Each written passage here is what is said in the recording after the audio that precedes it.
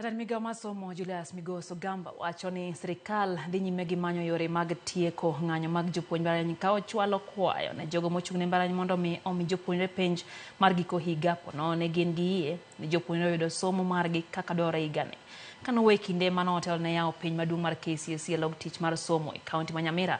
Ogamba olero ni sirikal manyo yore mag tieko ng'anyo ma kinde ka kinde, komedo ni wacho ni migawo mare bende manyo yore mag tieko midhiero ma osekwako mbalariany ma Moi. In terms of the strikes that are going on, negotiations are going on with the unions, and we are hoping that we'll reach a possible solution very, very soon. Moi University is a case in point, and there's quite a number of challenges there, but we have put in place a program of ensuring that we have it in a sustainable mode. We've come up with a strategy to deal with the issues that are facing it, and we'll be updating you once those programs or those strategies are concretized. So I want to just say that in the education sector, we are doing everything that we can to stabilize the sector and ensure that our children are able to study with certainty, and we want to bring hygiene into the education sector.